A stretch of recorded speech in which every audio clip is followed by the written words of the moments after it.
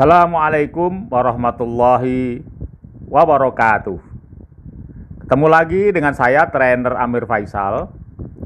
Kalau Anda ingin tahu lebih banyak tentang saya, Anda bisa ketik trainer Amir Faisal di Google. Atau kalau Anda ingin belajar di platform digital yang lain, Anda bisa ketik trainer Amir Faisal tetapi di Facebook. Oke teman-teman sekalian, hari ini kita masuk pada bagian yang kedua dari TOT, Training of Trainer menjadi motivator. Jadi targetnya nanti setelah Anda mengikuti 7 bagian, ya 7 seri dari platform digital ini, Anda sudah siap menjadi seorang motivator. Sedangkan buku pedoman praktek yang kita pakai seperti yang ada di atas saya itu, yaitu buku yang berjudul Inside Out Communication. Buku itu 100% isinya praktek, dari awal sampai akhir semuanya praktek. Dan bisa Anda dapatkan dengan memesan langsung ke saya, dengan menulis di komen channel YouTube saya ini. Kemudian kalau Anda ingin mendalami lebih jauh, ya lebih dalam lagi tentang ilmu-ilmu motivasi, ya Anda bisa download di buku saya ini, ya yang di layar ini, yang berjudul Destined to be a Leader. Ya, Anda bisa download di Google Book. Pada bagian yang kedua ini kita akan belajar tentang mindset. Bagaimana mengubah mindset, membongkar mental block dan seterusnya. Apakah sebenarnya yang dimaksud dengan mindset? Jadi mindset adalah sekumpulan kepercayaan yang memengaruhi cara berpikir, perilaku, dan sikap seseorang yang menentukan level pencapaian dan keberhasilan hidup. Coba nanti definisi ini Anda ulang-ulang, ya sampai Anda nanti paham maksudnya. Nah, mindset terbentuk melalui akumulasi pengetahuan dan pengalaman hidup seseorang mulai sejak kecil sampai sekarang ini, dan kemudian menjadi belief atau kepercayaan tadi. Yang belief itu akan mendikte cara berpikir, perilaku, dan sikap seseorang. Jadi terbentuknya mindset ini juga tolong Anda ulang-ulang, Anda baca ulang-ulang sampai Anda paham. Untuk mempermudah pemahaman, akan saya berikan ilustrasi sebagai berikut. Jadi di gambar itu ada seekor elang yang sedang terbang di angkasa raya. Jadi ceritanya begini. Ada seorang petani yang pulang dari mencari kayu di hutan. Tiba-tiba dia menemukan sarang burung yang terjatuh di bawah, ya di bawah bukit begitu, yang ada isinya sebutir telur elang. Maka telur itu pun beserta sarangnya itu oleh Pak Tani dibawa pulang, dan setelah sampai di rumah kemudian dieramkannya di seekor ayam yang kebetulan lagi mengeram, ya. Jadi ditaruh di situ, disatukan dengan telur-telur ayam. Maka selama 21 hari telur elang tadi juga menetas seperti ayam yang lainnya yang menetas dan menjadi seekor anak ayam yang mungil. Maka mulai hari itu anak elang tadi hidup di habitat anak-anak ayam yang dipelihara oleh induk ayam. Begitulah seterusnya selama berbulan-bulan, maka akhirnya anak elang tadi menjadi remaja, ya, dan dia sudah sudah berani mencari makan sendiri, dan kemudian dia berlari-lari menuju sebuah padang rumput. Nah, pada saat itu si anak elang tadi yang sudah remaja tadi dia melongo ke atas, yang kebetulan di atas sedang ada seekor burung elang yang terbang ini. Begitu anak elang tadi melihat ada seekor burung elang yang begitu gagah perkasa, begitu megah luar biasa, terbang di angkasa ke sana kemari, dia berdecak kagum, dahsyat luar biasa. Maka dalam pikirannya kemudian dia mengatakan, wah, seandainya aku bisa menjadi seekor elang. Teman-teman sekalian, apa yang bisa Anda simpulkan dari kisah ini? Tentu saja ini adalah sebuah kisah yang tragis. Tadi yang anak elang tadi dia melihat dengan kagum seekor elang di angkasa dan mengatakan, andaikan aku menjadi seekor elang. Padahal dirinya sendiri siapa? Dia adalah seekor elang, tetapi hidup dalam habitat ayam. Teman-teman sekalian, inilah yang dimaksud sebagai mindset. Jadi selamanya anak elang ini tidak akan pernah bisa terbang, ya, bukan karena tidak dilatih, ya, sebenarnya dia karena dia merasa dirinya bukanlah seekor elang tapi adalah seekor ayam. Nah, maka mindset ini sepanjang hidupnya akan mendikte dia, cara berpikir dia, cara mengambil keputusan dia, dan mempengaruhi semua perilaku-perilaku serta pencapaian hidupnya. Oke teman sekalian, sama halnya dengan Anda. Maka bertanyalah Anda kepada diri sendiri, Anda telah mendidik putra-putri Anda, baik putra-putri Anda sendiri, ataupun kalau Anda pendidik putra-putri Anda di kelas, ya, Anda telah mendidiknya sebagai ayam ataukah elang? Ini ada pertanyaan mendasar yang perlu Anda tanyakan. Kalau Anda sendiri juga merasa diri bukanlah seekor elang, maka Anda tidak akan pernah selamanya mencetak seekor elang. Jadi maka kalau Anda ingin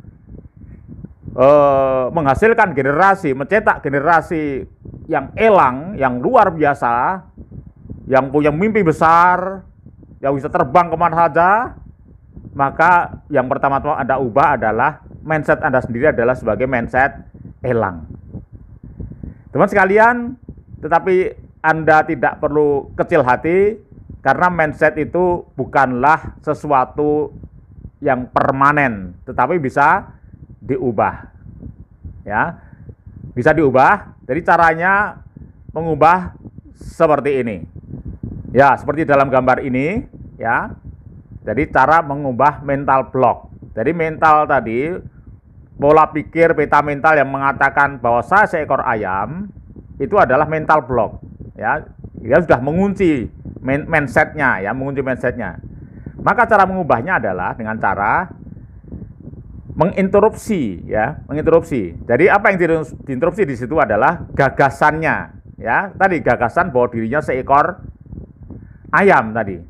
Jadi frame-nya sudah kebentuk dalam pikirannya bahwa dia adalah seekor ayam, ya, berdasarkan data masa lalu. Jadi data ketika dia dididik oleh induk ayam. Nah, itu gagasan itu nanti akan kita interupsi, ya, kita interupsi agar nanti dia berubah, ya. Jadi kalau mindsetnya berubah, maka gagasannya akan berubah, ya, dengan cara self talk di situ. Karena di bagian-bagian ini, kalau manusia, kita di bagian tubuh kita ini ada part-part ya. Ada bagian yang dia punya mimpi, ada bagian yang dia pesimis ya, ada bagian yang punya kemauan kuat, ada bagian yang malas ya, yang lemah ya, ada bagian yang baper, ada bagian yang bisa menguasai pikiran, perasaan. Nah, itu nanti dalam menginterupsi gagasan itu kita mainkan di situ. Teman sekalian, jadi inilah gambaran sebuah mental block. Jadi sebuah limiting belief. Nah, bagaimana cara membongkar limiting belief ini? Maka mulai dari bagian ini sampai mungkin bagian ketiga nanti kita akan bahas cara-cara untuk membongkar mental block Anda. Ya, cara yang pertama adalah kita akan gunakan yang ringan-ringan dulu ya, sebuah terapi ya, yang namanya adalah terapi meta mirror. Ya, seperti dalam gambar ini, Anda lihat di sana ada gambar di dalam yang di paling ujung sana yang disebut position 1 di situ. Di situ ada gambar dua orang yang duduk. Jadi ini bisa Anda praktekkan ya. Praktekkan untuk membongkar mental block Anda sendiri. Jadi Anda duduklah di sebelah kiri yang orangnya kecil itu, ya, duduklah di situ. Kemudian Anda letakkan sebuah kursi di depan Anda. Ya. Nah, ketika Anda duduk itu, kemudian sekarang Anda putar lagi rekaman ketidakpercayaan diri Anda terhadap diri sendiri.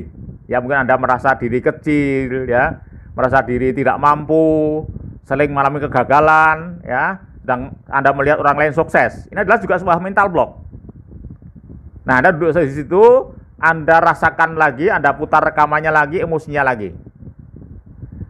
Nah, kemudian setelah Anda bisa mutar rekamannya, Anda merekam kegagalannya, pesimisme Anda, ya, sampai puncak ketidakpercayaan diri itu, maka sekarang bayangkan di depan Anda ada seseorang duduk di kursi yang tadi kosong. Bayangkan saja, imajinasikan di depan Anda ada seorang yang menurut Anda adalah orang yang lebih hebat dari Anda.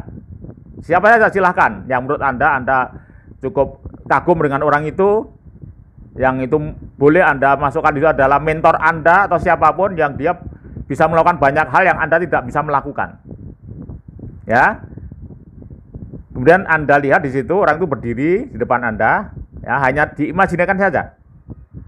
Nah, kemudian rasakan rasanya seperti apa ketika Anda membayangkan di depan Anda ada duduk seorang yang Anda anggap lebih hebat dari Anda.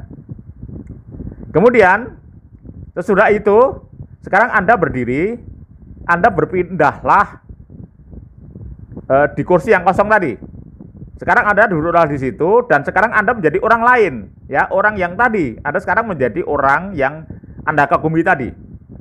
Duduklah di situ, rasakan menjadi orang yang Anda kagumi tadi. Kemudian Anda lihatlah di kursi yang tadi Anda duduki, yang tadi kosong, tapi lihatlah di situ ada orang yang duduk di situ adalah Anda tadi.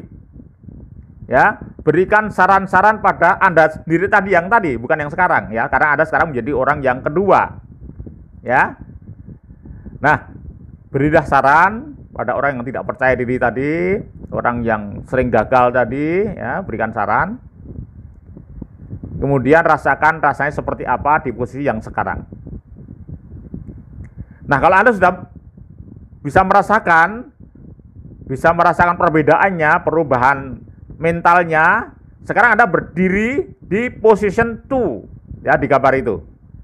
Berdiri di position 2.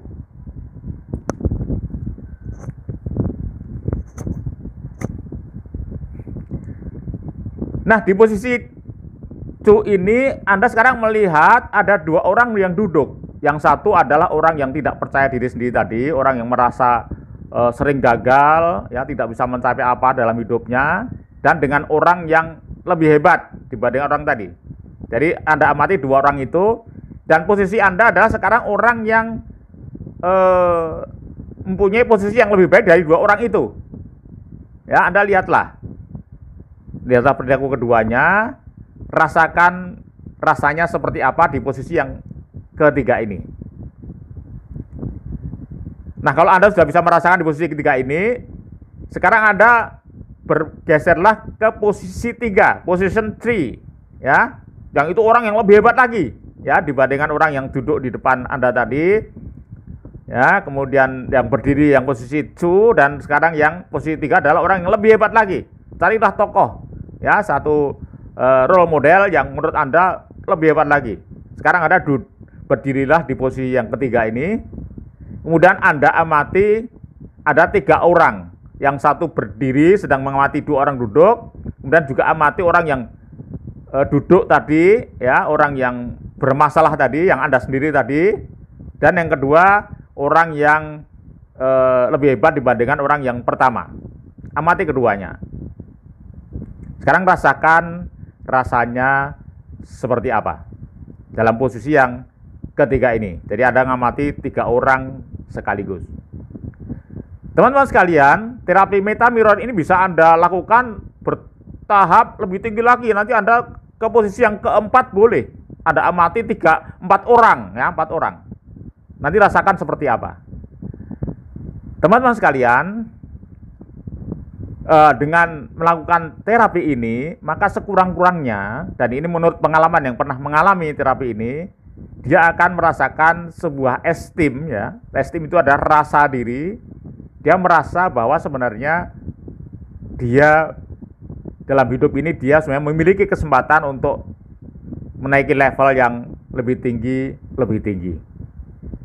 Oke teman sekalian, sampai ketemu pada bagian yang ketiga nanti, ya, masih kita akan membongkar mental block. Sekian, assalamualaikum warahmatullahi wabarakatuh.